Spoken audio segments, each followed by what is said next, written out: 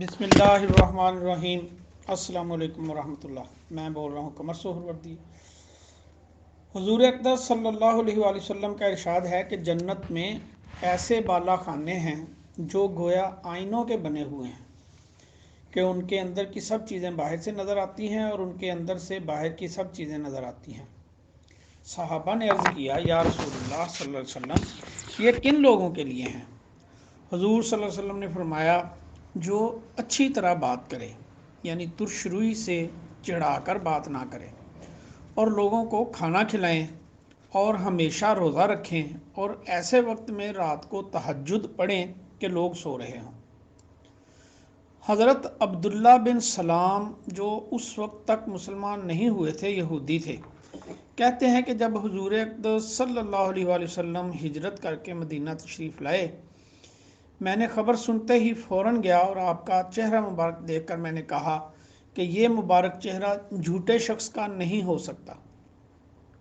وہاں پہنچ کر جو سب سے پہلا ارشاد حضور صلی اللہ علیہ وآلہ وسلم کی زبان اقدس سے نکلا وہ یہ تھا کہ لوگوں، سلام کا آپس میں رواج ڈالو اور کھانا کھلایا کرو، صلہ رحمی کیا کرو، اور رات کے وقت جب سب لوگ سوتے ہیں نماز پڑھا کرو، سلامتی کے ساتھ جنت میں داخل ہو جاؤ گے۔ آیات میں بھی اس طرح کے مضامین گزرے ہیں کہ حق تعالی شانہ کی محبت میں کھانا کھلاتے ہیں مسکین کو اور یتیم کو اور قیدی کو، اور یہ کہتے ہیں کہ ہم تم کو محض اللہ کے واسطے کھانا کھلاتے ہیں، نہ ہم تم سے اس کا بدلہ چاہتے ہیں اور نہ شکریہ چاہتے ہیں۔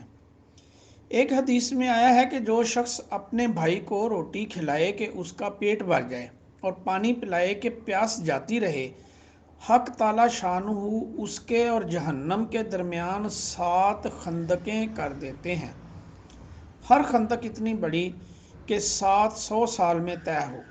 ایک حدیث میں ہے کہ مخلوق ساری کی ساری اللہ تعالیٰ کی عیال ہے بمنزلہ ہی اولاد کے، پس اللہ تعالیٰ کو سب سے زیادہ محبوب وہ ہے جو اس کی عیال کو زیادہ نفع پہنچانے والا ہو۔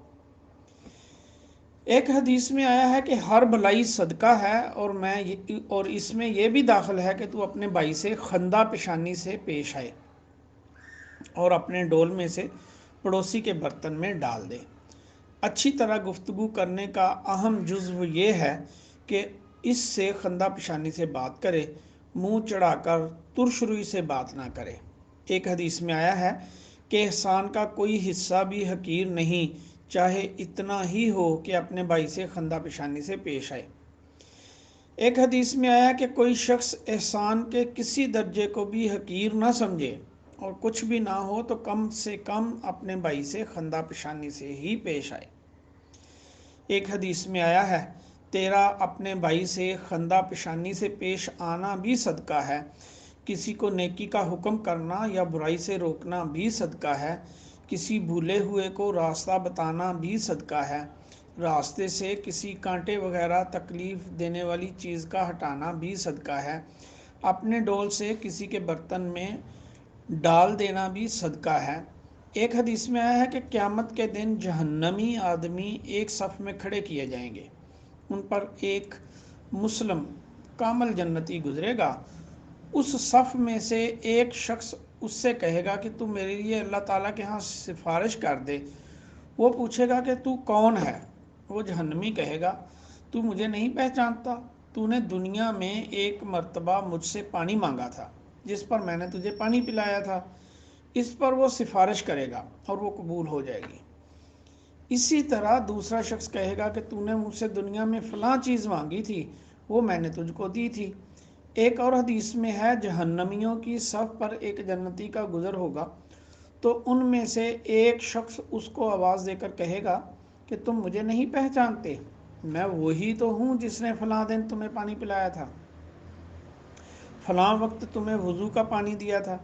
ایک اور حدیث میں ہے کہ قیامت کے دن جنتی اور جہنمی لوگوں کی جب صفیں لگ جائیں گی تو جہنمی صفوں میں سے ایک شخص کی نظر جنتی صفوں میں سے کسی شخص پر پڑے گی اور وہ اس کو یاد دلائے گا کہ میں نے دنیا میں تیرے ساتھ فلاں احسان کیا تھا، اس پر وہ جنتی شخص اس کا ہاتھ پکڑ کر حق تعالی شانہ کی بارگاہ میں عرض کرے گا کہ یا اللہ اس کا مجھ پر فلاں احسان ہے۔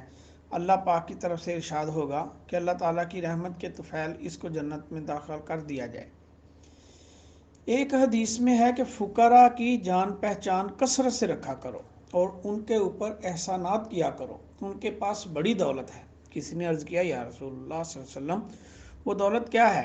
حضور صلی اللہ علیہ وسلم نے فرمایا کہ ان سے قیامت کے دن کہا جائے گا کہ جس نے تمہیں کوئی ٹکڑا کھلایا ہو یا پانی پلایا ہو یا کپڑا دیا ہو اس کا ہاتھ پکڑ کر جنت میں پہنچا دو۔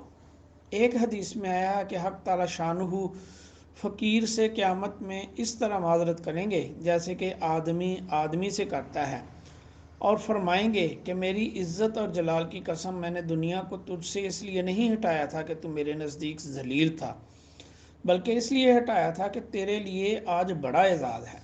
میرے بندے ان جہنمی لوگوں کی صفوں میں چلا جا جس نے تجھے میرے لیے کھانا کھلایا ہو یا کپڑا دیا ہو وہ تیرا ہے۔ وہ اس حالت میں ان میں داخل ہوگا کہ یہ لوگ منہ تک پسینے میں غرق ہوں گے، وہ پہچان کر ان کو جنت میں داخل کرے گا۔ ایک حدیث میں ہے کہ قیامت کے دن ایک اعلان ہوگا کہ امت محمدیہ کے فقراء کہاں ہیں؟ اٹھو اور لوگوں کو میدان قیامت میں سے تلاش کر لو۔ جس شخص نے تم میں سے کسی کو میرے لیے ایک لقمہ دیا ہو یا میرے لیے کوئی گھونٹ پانی کا دیا ہو یا میرے لیے کوئی نیا پرانا کپڑا دیا ہو ان کے ہاتھ پکڑ کر جنت میں داخل کر دو۔ اس پر فقراء امت اٹھیں گے اور کسی کا ہاتھ پکڑ کر کہیں گے کہ یا اللہ اس نے مجھے کھانا کھلایا تھا، اس نے مجھے پانی پلایا تھا۔ کوئی بھی فقراء امت میں سے چھوٹا یا بڑا شخص ایسا نہ ہوگا جو ان کو جنت میں داخل نہ کرائے۔ ایک حدیث میں آیا ہے کہ جو شخص کسی جاندار کو جو بھوکا ہو کھانا کھلائے حق تعالی شانہ اس کو جنت کے بہترین کھانوں میں سے کھانا کھلائیں گے۔ ایک حدیث میں آیا کہ جس گھر سے لوگوں کو کھانا کھلایا جاتا ہو خیر اس گھر کی طرف ایسے تیزی سے بڑھتی ہے جیسے تیزی سے چھری اونٹ کی کوہان میں چلتی ہے۔